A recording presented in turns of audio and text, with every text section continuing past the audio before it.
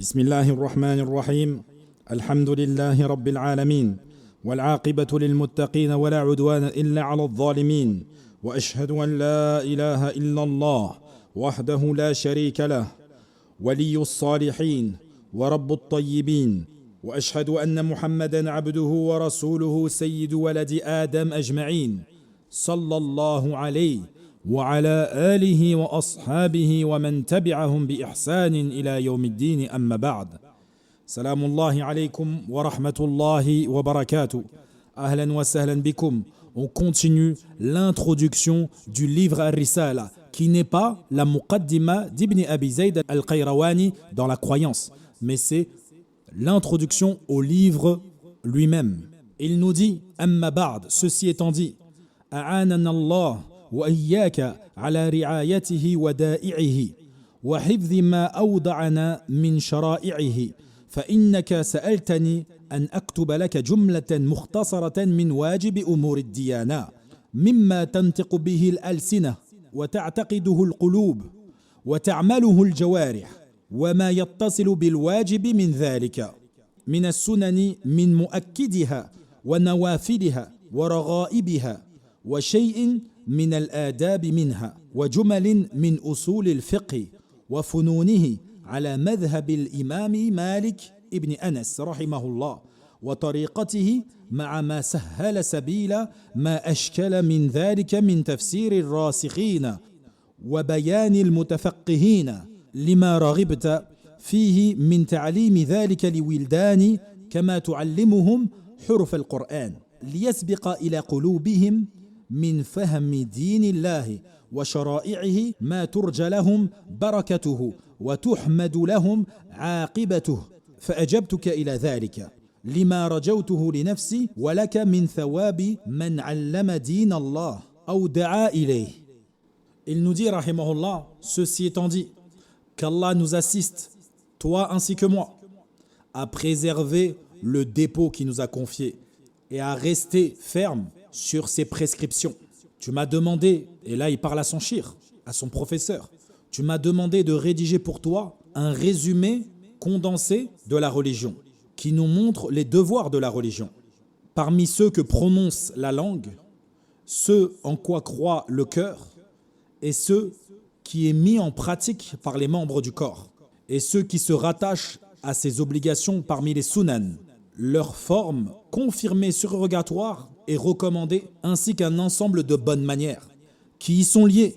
Tu m'as aussi demandé quelques notions des fondamentaux de la jurisprudence et de ses disciplines, selon l'école de l'imam Malik ibn Anas, rahimahullah, et suivant sa méthodologie, en y joignant ce qui facilite la compréhension des points difficiles à travers les explications des savants enracinés et l'éclaircissement des fuqaha, les jurisconsuls. Et cela en raison de ton désir, donc il parle toujours à son shir, d'enseigner ces choses aux enfants comme tu leur enseignes les lettres du Coran. Allahu Akbar.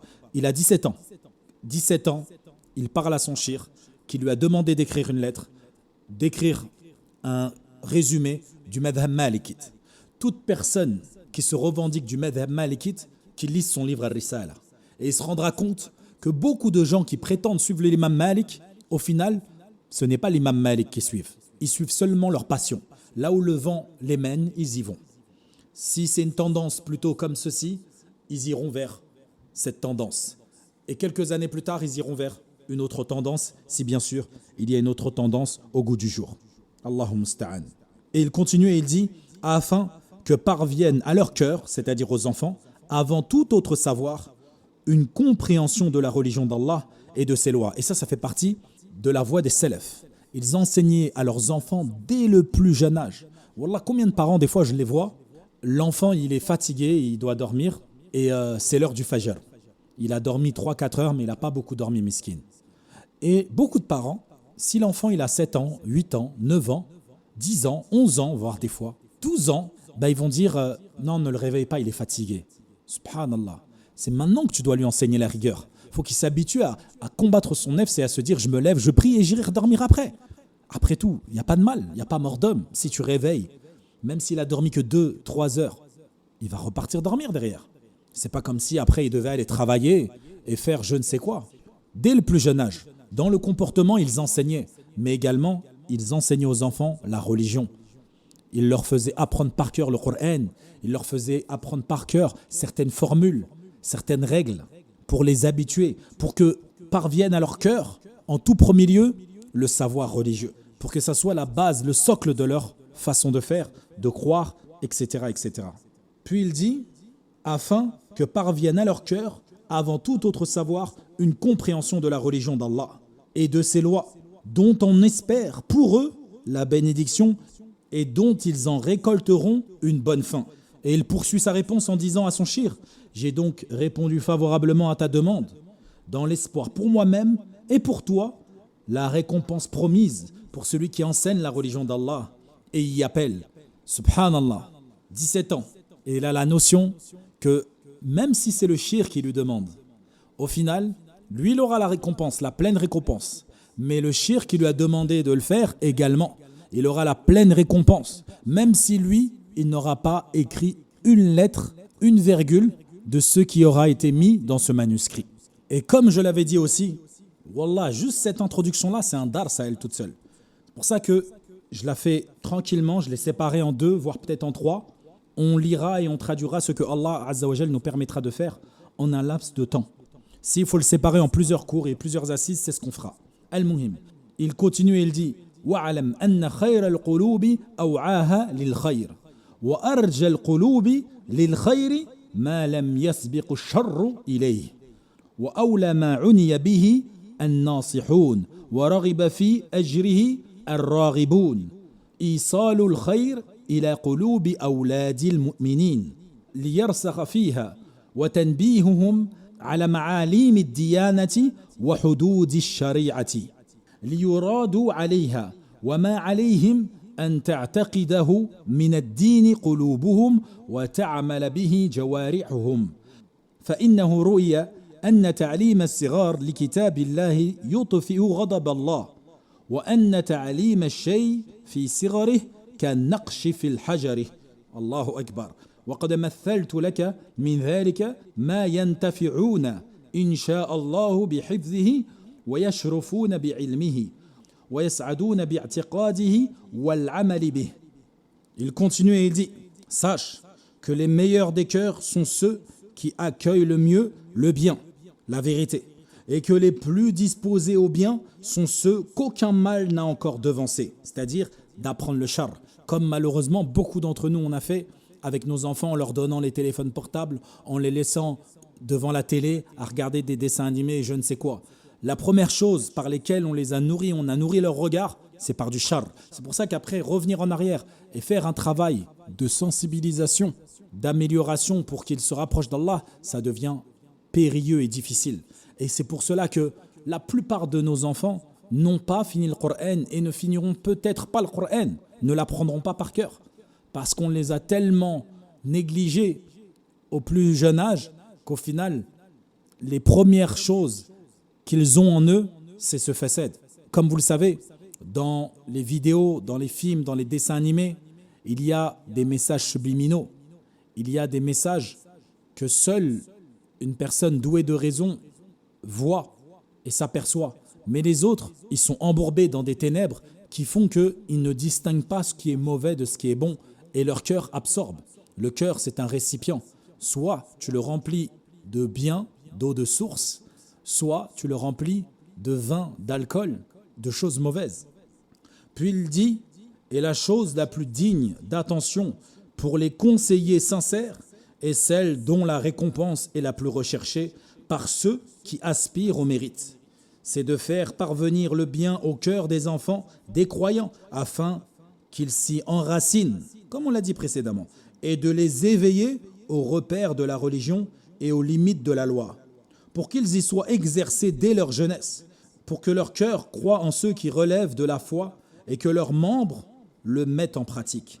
C'est-à-dire que ça devient un quotidien pour eux. Une facilité, ça fait partie de leur nature.